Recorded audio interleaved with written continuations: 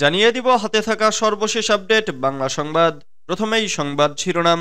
পদত্যাগের প্রশ্নের উত্তরে কি বললেন টিউলিপ। এরপর জানিয়ে দিব বিএনপির বিশেষ নির্দেশনা মানছেন না নেতাকর্মীরা। এদিকে বিএনপির দুই নেতাকে শোকজ। আরও জানিয়ে দিব বাংলাদেশি দক্ষ কর্মী নিতে দক্ষিণ কোরিয়ার প্রতি আহ্বান। সর্বশেষ জানিয়ে দিব 3 বিভাগে কমবে রাতের তাপমাত্রা। এতক্ষণ শুনছিলেন সংবাদ শিরোনাম, এবারে বিস্তারিত। তবে অনুরোধ থাকবে ভিডিওটিতে একটি লাইক করবেন এবং কমেন্ট করে জানিয়ে দিবেন কোন জেলা থেকে আপনি আমাদের এই ভিডিওটি দেখছেন। পদত্যাগের প্রশ্নে কি উত্তর দিলেন টিউলিপ। দুর্নীতির অভিযোগ ওঠায় পদত্যাগের প্রশ্নের মুখোমুখি হলেন ব্রিটেনে ক্ষমতাসীন লেবার পার্টির ইকোনমিক সেক্রেটারি ও সিটি মিনিস্টার এবং শেখ হাসিনার ভাগ্নি টিউলিপ সিদ্দিক। তবে এই প্রশ্নের কোনো উত্তর না দিয়ে এড়িয়ে যান তিনি। সোমবার 13 জানুয়ারি লন্ডনের বাসা থেকে বের হওয়ার সময় তাকে প্রশ্ন করা হয়েছিল। যুক্তরাজ্যভিত্তিক সংবাদ মাধ্যম স্কাই নিউজ সোমবার 13 জানুয়ারি 26 সেকেন্ডের একটি ভিডিও প্রকাশ করা হয়। এতে দেখা যায় বাসা থেকে বের হয়ে যাওয়ার সময় কয়েকজন সাংবাদিক টিউলিপকে প্রশ্ন করেছেন তিনি পদত্যাগ করবেন কিনা। তবে এ প্রশ্নের জবাব না দিয়ে বারবার গুড মর্নিং বা শুভ সকাল বলে কাটিয়ে গেছেন তিনি। দুবার প্রশ্ন করা হলে দুইবার তিনি একই কথা বলেন। পরে গাড়িতে উঠে বেরিয়ে যান ব্রিটেনের এই মন্ত্রী। টিউলিপ সিদ্দিক যুক্তরাষ্ট্রের সিটি মিনিস্টার হিসেবে আর্থিক দুর্নীতি দেখভালের দায়িত্বে রয়েছেন। সম্প্রতি তার খালা বাংলাদেশের ক্ষমতাচ্যুত সাবেক প্রধানমন্ত্রী শেখ হাসিনা সংশ্লিষ্টদের মালিকানাধীন সম্পত্তির সঙ্গে তার সম্পর্ক থাকার অভিযোগ উঠেছে। বেশ কয়েকবার আন্তর্জাতিক সংবাদ মাধ্যমে টিউলিপ সিদ্দিকের বিরুদ্ধে অভিযোগ প্রকাশ করে দাবি করা হয় যে তিনি বাংলাদেশের ক্ষমতাচ্যুত আওয়ামী লীগ সরকারের মিত্রদের কাছ থেকে লন্ডনে বিনামূল্যে ফ্ল্যাট পেয়েছেন। বিএনপির বিশেষ নির্দেশনা মানছে না নেতাকর্মীরা। মোটরসাইকেল বহর ও কারসহ অন্য কোনো যানবাহনে শোভাযাত্রা না করতে বিএনপির নির্দেশ থাকলেও তা মানছেন না বিভিন্ন জেলার নেতাকর্মীরা। দলীয় নির্দেশনা উপেক্ষা করে ইতোমধ্যে দেশের বিভিন্ন এলাকায় শোডাউন, মোটরবাইক শোডাউন অব্যাহত রয়েছে। সর্বশেষ সোমবার 13 জানুয়ারি নোয়াখালীর হাতিয়ায় এমন শোডাউনের খবর পাওয়া গেছে।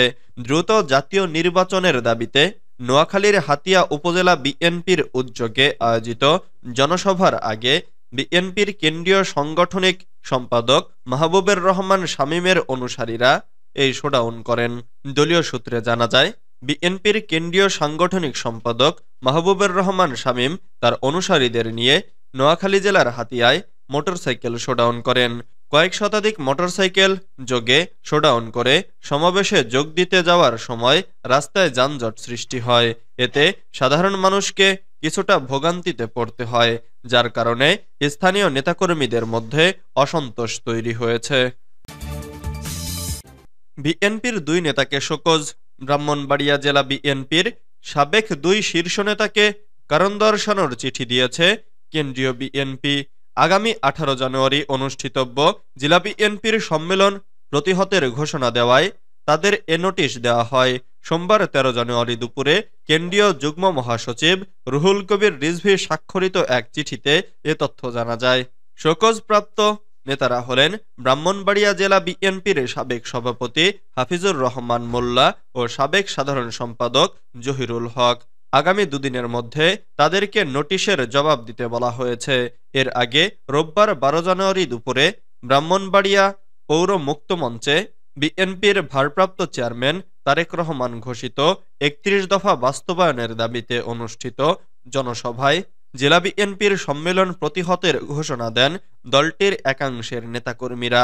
বেশ কিছুদিন ধরেই বর্তমান আহ্বায়ক কমিটির বিরোধিতা করে আসছিল জেলা বিএনপির সাবেক সভাপতি হাফিজুর রহমান ও সাবেক সাধারণ সম্পাদক জহিরুল হকের নেতৃত্বাধীন একাংশের নেতাকর্মীরা।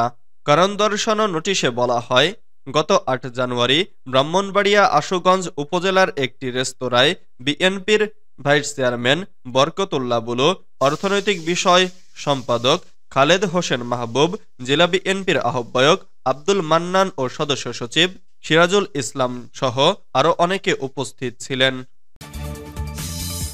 বাংলাদেশি দক্ষ কর্মী নিতে দক্ষিণ কোরিয়ার প্রতি আহ্বান।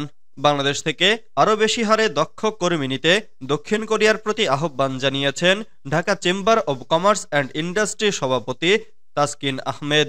একই সঙ্গে চড়া ও চামড়াজাত পণ্য, তৈরি পোশাক, জাহাজ নির্মাণ, এপিআই, অটোমোবাইল, ইলেকট্রনিক্স, সেমিকন্ডাক্টর, তথ্য প্রযুক্তি প্রভৃতি খাতে প্রযুক্তিগত সহায়তার পাশাপাশি এসব শিল্প খাতে আরও বেশি হারে বিনিয়োগের আহ্বান জানান।